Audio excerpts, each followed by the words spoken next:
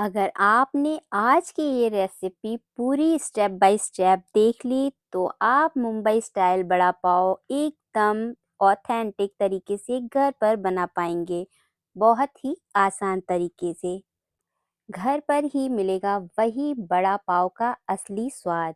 साथ ही बनाएंगे दो टेस्टी सी चटनियाँ जिसके बिना वड़ा पाव का स्वाद बिल्कुल अधूरा है। तो यहाँ पर सबसे पहले हम बनाएंगे आलू का मसाला जो इसकी जान है। तो यहाँ पर आलू का मसाला बनाने के लिए यहाँ पर हमने लहसुन, अदरक और थोड़ी सी धनिया पीस लेनी है। लहसुन, अदरक और हरे धनिए को पीसते समय ही आपको यहाँ पर हरी मिर्चें भी क्रश कर लेनी हैं। तो मैं भूल गई थी तो इसको मैं बाद में ऐड कर रही हूँ। अब इसको हम पीस लेंगे एक बार फिर से। तो आप देख सकते हैं सभी मसाले हमारे दरदरे से पिस चुके हैं। इस तरह का मसाला हमें बनाकर तैयार कर लेना है। तो इसको हम निकाल कर साइड में रख लेंगे और वापस से हम उसी जार का इस्तेमाल करेंगे। तो इस मसाले को हम रख देते हैं साइड में और अब हम ले लेते हैं मुट्ठी भर के हरा धनिया। तो हम उसी जार में डाल देंगे मुट्ठी भर के हरा धनिया और कुछ हरी मिर्चें। तो यहाँ पर हरी मिर्च आप उतनी ही इस्तेमाल कीजिएगा जितना आपको तीखा खाना पसंद हो। तो यहाँ पर मैंने कुछ लहसुन की कलियाँ डाल दी हैं, थोड़ी सी अदरक और अब 1 से 2 टेबलस्पून यहाँ पर पानी डालेंगे। पानी यहाँ पर हम बहुत ज़्यादा नहीं यूज़ करेंगे। तो थोड़ा सा स्वाद अनुसार नमक डालेंगे और डाल देंगे आधे नींबू का रस। और अब हमें इन सारी चीज़ों को फाइनली ग्राइंड कर लेना है और एक स्मूथ सी चटनी बनाकर तैयार कर लेना है।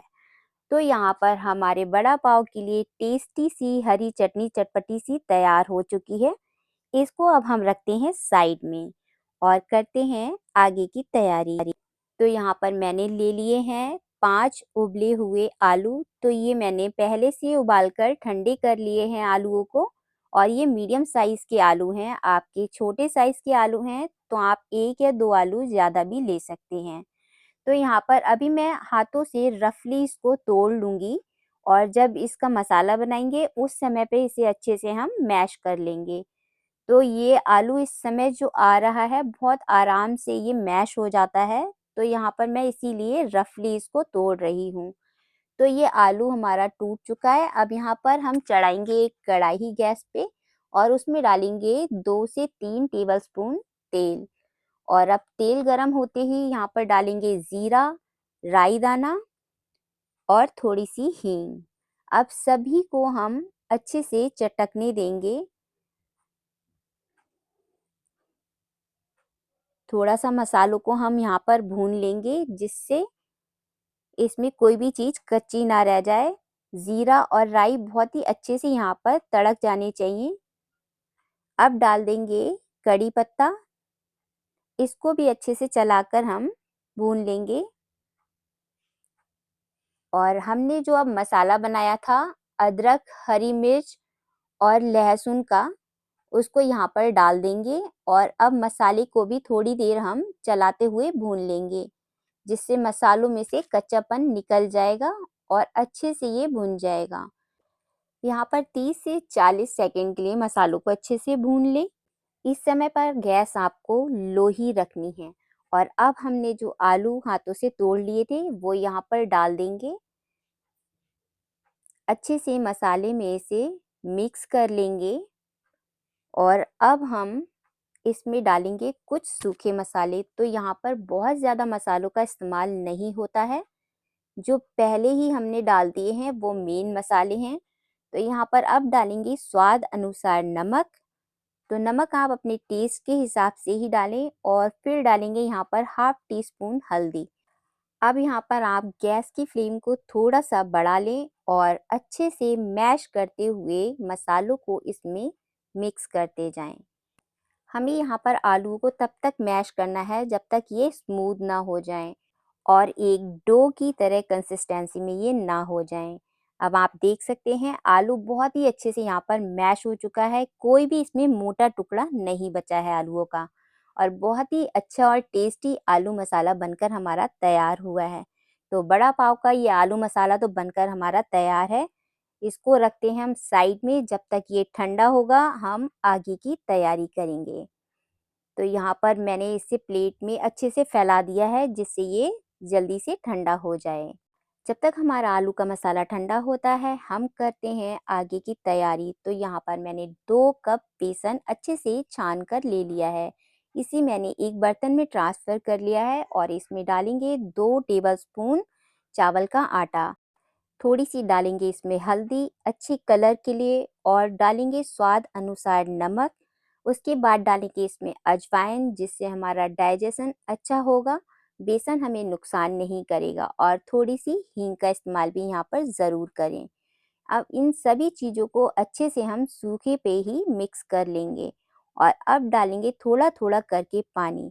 तो इसका हमें एक गाढ़ा घोल बनाकर तैयार करना है। इसके लिए हमें धीरे-धीरे पहले इसे मिक्स करते जाना है। जिस तरह से यहाँ पर पानी की आवश्यकता हो, आप थोड़ा-थोड़ा करके डालकर इसका एक गाढ़ा घोल बनाकर तैयार कर लें। तो यहाँ पर मैं थोड़ा-थोड़ा पानी करके ही यूज़ कर रही हूँ।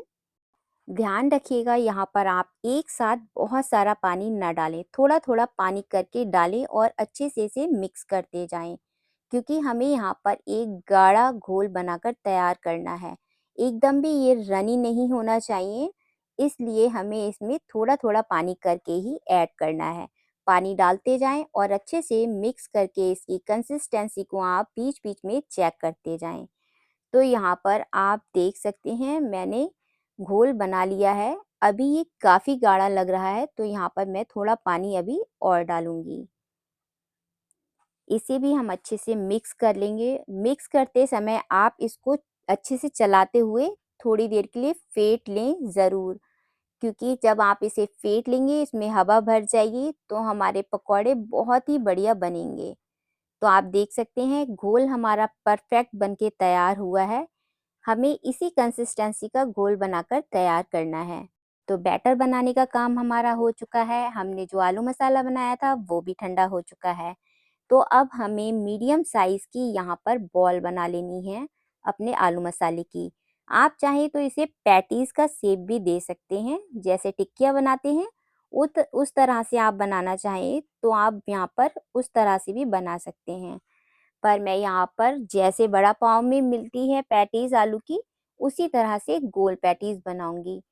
जैसे मुंबई में मिलती है एकदम गोल-गोल लड्डू जैसे आलू पैटीज़, सेम हमें यहाँ पर वैसे ही बनानी है। तो यहाँ पर मैंने अपने आलू के लड्डू, जी हाँ, ये आलू के लड्डू ही लग रहे हैं इस समय। तो आलू के लड्डू मैंने यहाँ पर बनाकर तैयार कर लिए हैं और अब दिखाती हूँ मैं अपनी बैटर की कंसिस्टेंसी। तो बैटर आप देख सकते हैं बहुत ज़्यादा गाढ़ा नहीं है, बहुत ज़्यादा पतला भी नहीं है और हाथों से उसे टपकाते हुए तेल में हम तल लेंगे। तो यहाँ पर अब बनाने की तैयारी कर रहे हैं हम अपनी लाल वाली लहसुन की चटनी, जो इसकी जान होती है वड़ा पाव की।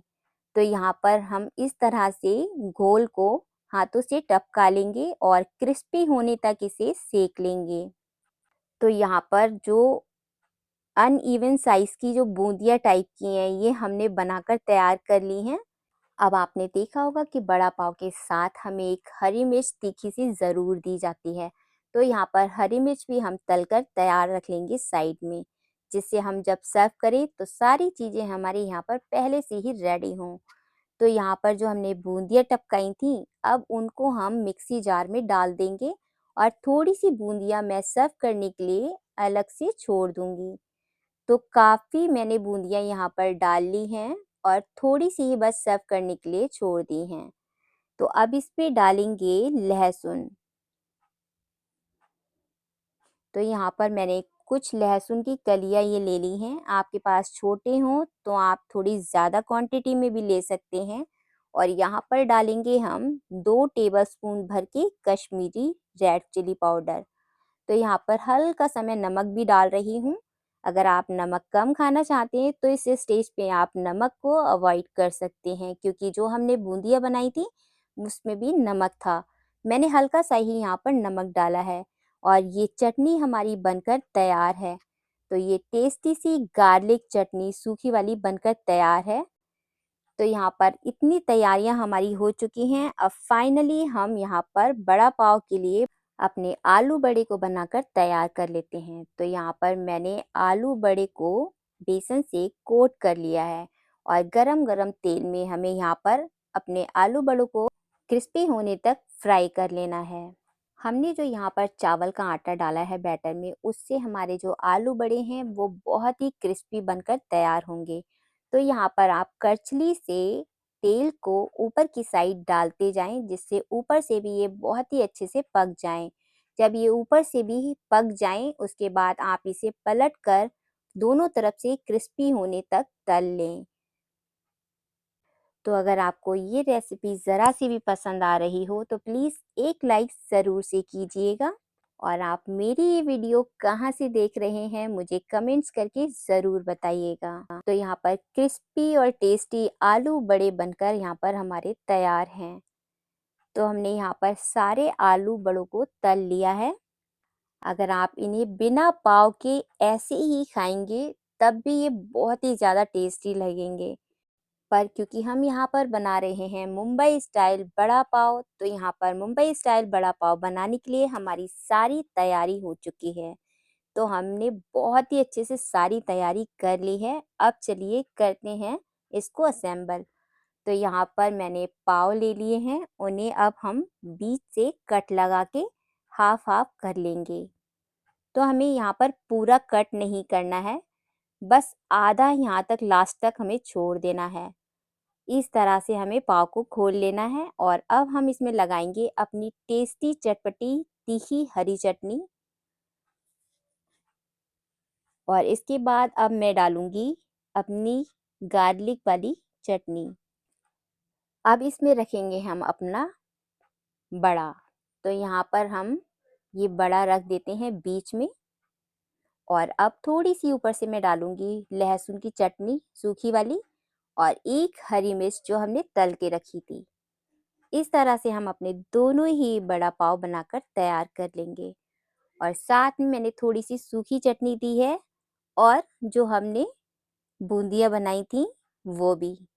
तो यहाँ पर अगर आप ये खाते हैं बीच में आप बूंदियों को रखकर खाएं, बहुत ही ज़्यादा क्रिस्पी और टेस्टी लगते हैं ये। तो आपने देखा कितना आसान है मुंबई स्टाइल एकदम टेस्टी बड़ा पाव घर पर बनाना। अगर आपने भी ये सारे स्टेप फॉलो किए तो आपकी भी रेसिपी एकदम धमाकेदार बनेगी, एकदम मुंबई स्टाइल। तो इस आसान सी और टेस्टी सी रेसिपी को आप कब ट्राई कर रहे हैं मुझे कमेंट्स करके ज़रूर से बताइएगा। तो यहाँ पर जो हमने अपने बड़ा पाव के लिए आलू पैटीज बनाई थी वो यहाँ पर मैं आपको दिखाती हूँ तोड़कर। आप देख सकते हैं बहुत ही बढ़िया बनकर तैयार हुई है। और ऐसी ही टेस्टी रेसिपीज के लिए चैनल को सब्सक्राइब करना मत भूलिएगा। धन्यवाद। फिर मिलेंगे एक नई टेस्टी रेसिपी के साथ।